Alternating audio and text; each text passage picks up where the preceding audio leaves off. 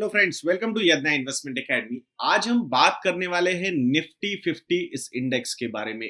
Last 10-12 सालों में इस इंडेक्स में जो वेटेजेस है अलग अलग सेक्टर्स के, ये कैसे चेंज हुए हैं इसके बारे में हम बात करेंगे। कैसे साइकिल्स प्ले आउट होती है इन डिफरेंट टाइम्स, इसका भी एनालिसिस आप लोगों के सामने आ सकता है। देन आने वाले समय में क्या हो सकता है, कैसे ये साइकिल्स कहाँ कहाँ पे कौन से सेक्टर्स में ये रिवर्स होंगी, इसके बारे में भी बात करने की इस वीडियो में हम आपके साथ कोशिश करेंगे दोस्तों। तो आइए वीडियो शुरू करते हैं। पहला सेक्टर है ऑटोमोबाइल सेक्टर। दिसंबर 2008 में ऑटोमोबाइल सेक्टर का जो वेटेज था निफ्टी 50 इंडेक्स में वो था 2.5% का। देन जो रन हमने देखा बिटवीन 2000 दिसंबर 2008 टू दिसंबर 2010, इसमें ऑटोमोबाइल कंपनीज का जो वेटेज है निफ्टी 50 में वो from 2.5% it increase to 7.5%। Then after 6 years, that is December 2016, जो एक सेक्युलर बुल रन रहा फॉर ऑटोमोबाइल सेक्टर, सो वो weightage from two 7.5% it went up to 11.8%, और वहां पे साइकिल रिवर्स होती हुई हमें नजर आई। दिसंबर 2019 में, मतलब 3 साल बाद जब वो साइकिल रिवर्स होनी शुरू हो गई थी, तो ये वेटेज डाउन हुआ टू 5.7%। यहाँ पे मारुति एक ऐसी लिस्टेड कंपनी है जिसने बहुत ज़्यादा कंट्रीब्यूट किया निफ्टी 50 में। देन आपका आइशर मोटर्स है, उसने भी कंट्रीब्यूट किया। But Bajaj auto and hero MotoCorp ये स्लगिश परफॉर्मर्स रहे, लैगार्ड्स रहे इन ऑटोमोबाइल सेक्टर। अगर हम जून 2020 की यानी कि आज की बात करेंगे ऑटोमोबाइल सेक्टर का weightage in Nifty 50, so it stands at around 5.5%। We could expect a reversal in coming years, because this particular cycle जो एक upward cycle शुरू हो सकती है इन सम टाइम, तो वहां पे ऑटोमोबाइल सेक्टर का वेटेज निफ्टी 50 में बढ़ता हुआ नजर आ रहा है। दैट्स व्हाट वी फील, क्योंकि it's a cyclical play, completely cyclical play है ऑटोमोबाइल सेक्टर का। Then second sector, banking and financial services and insurance sector, जहां पे बहुत ज़्यादा वेटेज बढ़ा था। Even if you look at the mutual fund portfolios also, जो स्पेसिफिकली लार्ज कैप या फिर मल्टी कैप साइड में है, वहाँ पे मैक्सिमम इसी सेक्टर को एलोकेशन होता है। दिसंबर 2008 में जब मार्केट फॉल हुआ था, तब ये वेटेज 12.7% का था। देन दिसंबर 2008 टू दिसंबर 2010 में एक जो काफी बढ़िया बुल रन हमने देखा, मार्केट अगेन 21,000 के लेवल्स पे गए थे सेंसेक्स में, Nifty was again at 6,000 levels. तो वहां पे ये बीएफएसआई सेक्टर जो है उसका वेटेज वापस 26% तक बढ़ा। Then for the next decade we can say that कि auto banking and financial services sectors ने काफी ज्यादा डोमिनेट किया निफ्टी 50 को। दिसंबर 2016 में ये 31.2% तक गया एलोकेशन। देन दिसंबर 2019 में 42% तक ये एलोकेशन गया था। And now with the recent fall in banking stocks and NBFC stocks, this particular weightage has gone down to 31.1%। तो यहाँ पे ये जो वेटेज बढ़ा है उसके कंट्रीब्यूटर्स है HDFC Bank, Kotak Bank, ICICI Bank, Axis Bank, Bajaj finance, ये मेजर कंट्रीब्यूटर्स रहे to the increase in BFSI weightages. अभी भी अगर आप फॉल देखोगे तो इन्हीं स्टॉक्स में जो एक मेजर फॉल हमने देखा हुआ है कंपेयर टू इंडेक्स, यहाँ पे फॉल ज्यादा हुआ है इस सेक्टर में। अगर आप बैंकिंग सेक्टर या बैंक निफ्टी के बारे में भी बात करोगे तो जो फॉल था वो ऑलमोस्ट 55 to 60% तक गया था फ्रॉम द 52 वीक हाई।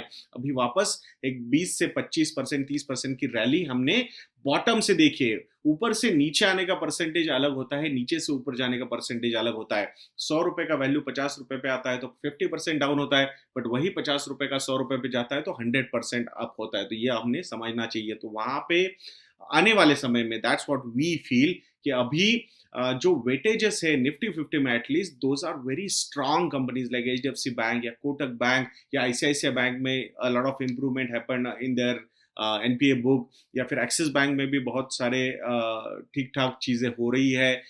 या आप बजाज फाइनेंस का देख सकते हो कि जो फॉल था फ्रॉम ऑलमोस्ट 4,900 4,800 टू 1,700 1,800, वहां से ये स्टॉक वापस 2,700 रुपए तक आया है। तो वहां पे वापस एलोकेशंस बढ़ते हुए नजर आ सकते हैं। We feel that's our gut feeling that banking and financial services sectors allocation will not go below 30%. That's what we feel. We'll have to wait what happens next. But worst case scenario, at least for those leaders which are present in Nifty 50, हमें लगता है कि ये खत्म हो चुका है, ज़्यादा होना नहीं चाहिए वहाँ पे फॉल. तो अभी ये 31.1% पे है, थोड़ा बहुत ऊपर नीचे हो सकता है, बट वी स्टिल फील कि banking and financial services sector will be the dominant play in Nifty 50. Third one is capital goods. तो ये एक सेक्टर है जो काफ़ी ज़्यादा नीचे आया है. तो वहाँ पे अगर आप देखोगे दिसंबर 2008 में ये 7.7% का एलोकेशन था, वहाँ से 8.7% तक बढ़ा. देन दिसंबर 2016 में जो काफ़ी ज़्यादा डाउनवर्ड ट्रेंड हमने कैपिटल गुड्स सेक्टर में देखा है, तो वो 4% पे एलोकेशन चला गया. दिसंबर 2019 में तो ये एलोकेशन 3.2% पे गया. And now currently this particular allocation of capital goods sector is 2.9%. And we strongly feel कि this is going to be the allocation for capital goods sector in Nifty 50. Next one is cement stocks. If we look at, so दिसंबर 2008 में ये 1.7% पे था allocation. Then दिसंबर 2010 में 1.9%, दिसंबर 2016 में 3%, दिसंबर 2019 में 1.5% and June 2020 में it is currently eight 2.3%. तो ये जो पर्टिकुलर साइकिल है ये बिटवीन 1.5 to 3.5% के बीच में ही चलता रहेगा. That's what we feel. यहाँ पे बहुत सारे ऐसे कुछ चेंजेस होंगे ऐसा हमें नहीं लगता है. स्टिल जो इंफ्रास्ट्रक्चर का एक थर्स्ट है इंडिया में वो बहुत ज़्यादा है, तो ये सपोर्टिंग सेक्टर है. बट वहाँ पे बहुत सारे लोकल प्लेयर्स या रीजनल प्लेयर्स भी डेवलप हुए हैं, तो इसीलिए कोई ऐसा डोमिनेंट लीडर एक अल्ट्राटेक है, डेफिनेटली वही एक इसका वेटेज होल्ड करके बैठा हुआ है निफ्टी 50 में. बट और कोई ऐसा डोमिनेंट प्लेयर यहाँ पे ऐड होके या फिर बहुत ज़्यादा एलोकेशन बढ़ा सकता है ऐसा हमें नहीं लगता है. सो ये एलोकेशन बिटवीन 1.5 to 3.5 3.5% के बीच में ही रहेगा. That's what we feel. Now the next sector is consumer sector. So consumers में जहाँ पे FMCG वगैरह ये प्ले भी आते हैं, तो ये एक बहुत बड़ा बेनिफिशियरी रहा है. और स्पेसिफिकली अगर आप देखोगे तो लास्ट 3 सालों में ये एलोकेशन काफ़ी ज़्यादा बढ़ा है. सो शुरू से देखते हैं. दिसंबर 2008 में इस सेक्टर का जो एलोकेशन था वो 6.5% का था. दिसंबर 2010 में ये 6.8% पे रहा. तो जैसे इंडेक्स मूव हुआ उसी के हिसाब से ये भी मूव हुआ. देन दिसंबर 2016 में एक अच्छा खासा एलोकेशन बढ़ गया यहाँ पे 10.1% का, थैंक्स टू आपके जो HUL नेस्ले ये जो स्टॉक्स है उन्होंने बहुत ज़्यादा कंट्रीब्यूशन किया है. दिसंबर 2019 में भी ये 10.2% रहा. और अभी लास्ट 6 महीने में इस सेक्टर का जो एलोकेशन है फ्रॉम 10.2% to 13.3% तक बढ़ा है. सो दिस शोज कि यहाँ डिफेंसिव प्ले बहुत ज़्यादा हुआ है. तो बैंकिंग से जो स्टेक लिया गया है या फिर बैंकिंग का वेटेज जो कम हुआ है उसका अगर कोई ज़्यादा अच्छा गेनर हमें नजर आ रहा है तो वो एक उसमें से कंज्यूमर सेक्टर है. FMCG भी आप उसको बोल सकते हो. Then one more sector is there health care sector, जिसका शायद हमें लगता है कि रिवर्सल शुरू हो चुका है सेक्टर एलोकेशन का. दिसंबर 2008 में ये 2.6% था. दिसंबर 2010 में ये 3.7% तक बढ़ा. दिसंबर 2016 में जब वो एकदम एग्जैक्ट पीक पे था ये एलोकेशन, वो 6.3% तक बढ़ा. उसके बाद जो एक खराब सिनारियो डेवलप हुआ है for pharmaceutical companies, health care companies, तो वहां से ये 6.3 से 2.1% तक नीचे आता हुआ नजर आया है. एंड वहां पे अगर आप देखोगे तो I think December 2019 was the worst allocation this particular sector has seen, and now we have seen some kind of reversal with this COVID-19 issue जो prop up हुआ है. उसकी वजह से फार्मास्यूटिकल सेक्टर को एक थोड़ा सा वापस एक झुकाव मिल रहा है फ्रॉम द इंस्टीट्यूशनल इन्वेस्टर्स. तो वहाँ अभी ये एलोकेशन 2.1% से 3.1% तक बढ़ा है. We will not be surprised कि in coming quarters, coming years this particular allocation can grow up to 5%. That's what we feel. We'll have to wait till the things happen, but at least a lot of analysts, institutional investors have become very positive. So automatically अगर institutional investors का play शुरू हो जाएगा, stock ऊपर जाएंगे, तो automatically allocations in the index will increase. तो ये हमने ध्यान रखना चाहिए. Now the next sector is metal sector, जिसका एक complete cyclical view होता है. तो वहां पे मेटल सेक्टर दिसंबर 2008 में 4.8% का एलोकेशन था. देन दिसंबर 2010 में जो एलोकेशन है वो 8.4% तक बढ़ा. That was the best time for metal sectors, December 2010.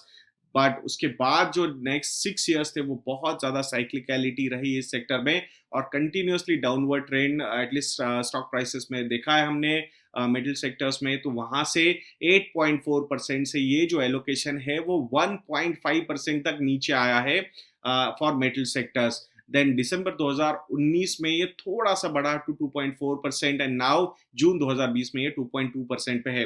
We feel कि 1.5 to 2% का जो एलोकेशन है इस पर्टिकुलर सेक्टर का in Nifty 50 is the worst case scenario. यहाँ से चीजें इस सेक्टर के लिए भी साइक्लिकलिटी, बहुत ज्यादा साइक्लिकल सेक्टर है ये मेटल सेक्टर, तो वहां से थिंग्स शुड इम्प्रूव। तो ये हम लोगों ने देखना चाहिए, आने वाले समय में यहाँ पे एलोकेशन बढ़ता हुआ नजर आ सकता है।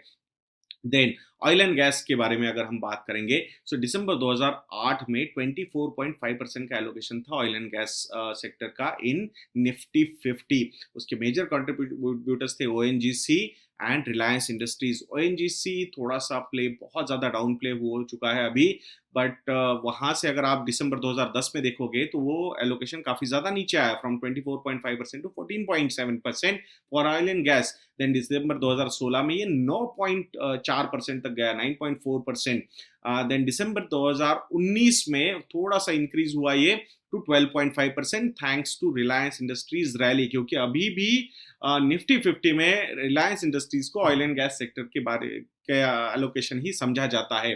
तो वहां पे अभी अगर आप देखोगे जून 2020 में the phenomenal rally we have seen in Reliance Industries, that's why we are seeing current allocation of oil and gas sector to 16.4%। But यहाँ पे हमने एक चीज देखनी चाहिए, रिलायंस इंडस्ट्रीज को जो वैल्यूएशन मिला है वो दो सेक्टर्स की वजह से मिला है, जो सब सेक्टर सब्सिडरीज है रिलायंस इंडस्ट्रीज की, one is telecom and other one is retail. तो वो दोनों सेक्टर की वजह से यहाँ पे एलोकेशन हुआ है। तो भले ही technically it is oil and gas sector, but अगर हम उसको बाइफरकेट करते हैं, अगर आज 11-12 लाख करोड़ रुपए का जो मार्केट कैपिटलाइजेशन है रिलायंस इंडस्ट्रीज का, उसमें से नजदीक अगर 9 लाख के करीब करीब का जो एलोकेशन है, 9 लाख करोड़ के करीब का allocation, that is because of retail and telecom. Major contributor is currently because of the hype got created of the 1.15 lakh crore rupees investment into Jio platform. तो वहां पे ये इंक्रीज होता हुआ नजर आया है।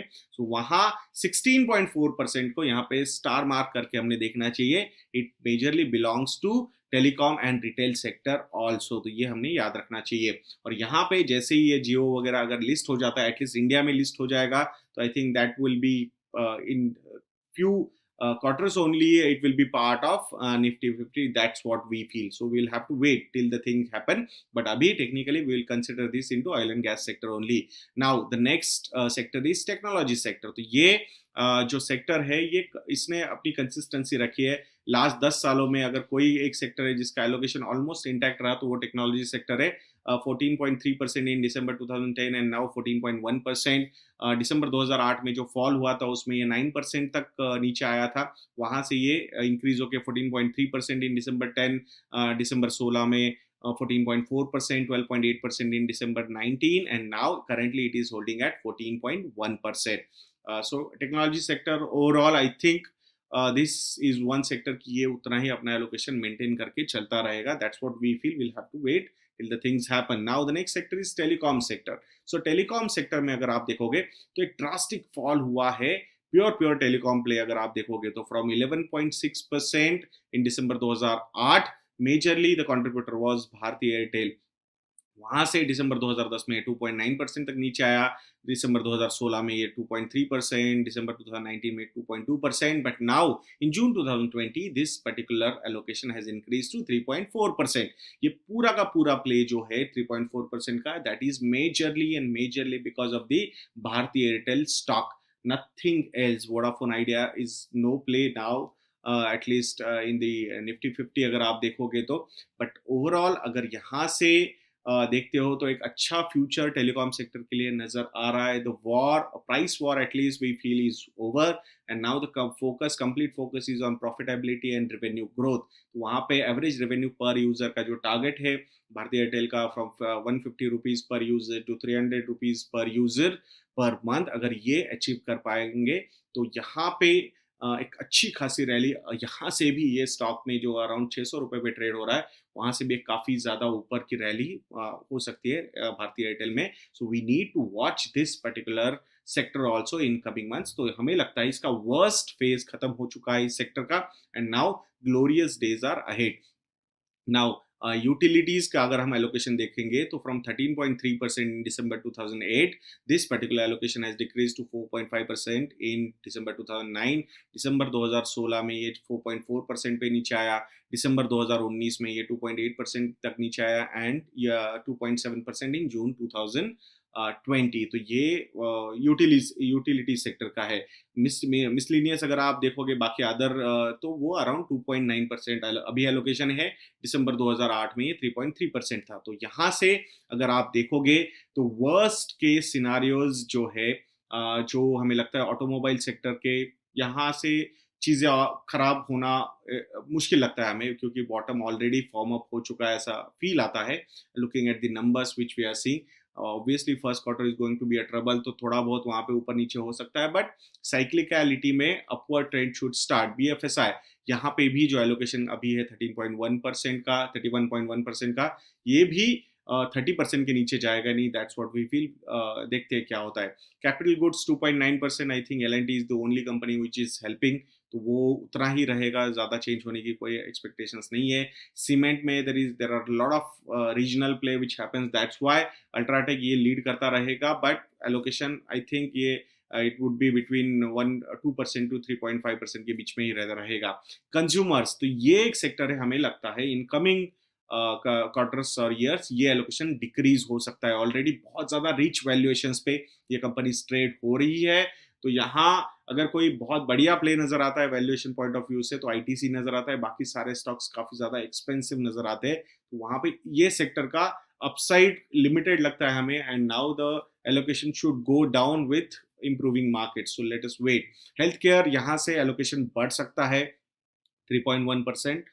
Say, I think we have seen the worst of healthcare with 2.1% in December 2019, but now focus on healthcare and pharmaceutical, I think will increase in coming quarters and years. तो यहाँ से ये increase होना चाहिए। Metal cyclical sector है, worst is over, but allocation could be between 3 to 4% maximum जा सकता है। Oil and gas 16.4% का allocation है, majorly because Reliance Industries, अगर ये कंपनी लिस्ट हो जाती है जियो अलग तरीके से, तो automatically lot of things could change in coming quarters, so we'll have to wait till the things happen. but अभी ये जो ऑयल एंड गैस का 16.4% आपको लग रहा है, ये मेजरली बिकॉज रिटेल एंड जियो का जो बिजनेस है रिलायंस का, उस वजह से ये एलोकेशन ज्यादा हुआ नजर आ रहा है। Technology, I think they will maintain the status quo at around 14%. Telecom, this particular allocation should increase with Bharti Airtel's performance, और अगर जियो लिस्ट होता है तो definitely it will be part of Nifty 50 in coming years, तो वो भी देखने जैसा होगा। Utilities, I think the allocation would be between 3 to 4%, not more than that. So that's how the things happened in last 10-12 years. So we hope that कि आपको ये video अच्छा लगा होगा, इन्फॉर्मेटिव लगा होगा। एक आर्टिकल पढ़ रहे थे हम इकोनॉमिक टाइम्स में, तो वहाँ पे ये इंटरेस्टिंग चीज़ें नजर आई थी, तो हमें लगा कि with these facts we can project some futures also. So let us see whether these things happen और नॉट, ये तो वक्त ही बताएगा। सो हम आशा करेंगे बट आपको ये वीडियो अच्छा लगा होगा। अगर अभी तक आपने हमारे रिसर्च प्रोडक्ट्स को सब्सक्राइब नहीं किया है, जैसे कि मॉडल पोर्टफोलियोज या स्टॉक सब्सक्रिप्शंस या फिर म्यूचुअल फंड रिव्यूज़, तो आप हमारी वेबसाइट investindia.in को विजिट कीजिए। वहाँ पे विजिट करके आप स्टे होम ये कूपन कोड यूज़ कर सकते हो, तो वहाँ से आपको 10 to 25% तक के डिस्काउंट मिल सकते हैं on all our research products and even our advisory products also. आपको अगर पोर्टफोलियो रिस्ट्रक्चर करना है या फिर आपको डिटेल फाइनेंशियल प्लानिंग करनी है, तो वो चीज़ें भी हमारी वेबसाइट पे अवेलेबल है। Our experts will be more than happy to help you on those fronts. तो ऐसे वीडियोज़ के लिए हमारा चैनल देखते रहिए, एंड नेक्स्ट वीडियो तक के लिए मुझे आज्ञा दीजिए दोस्तों। जय हिंद।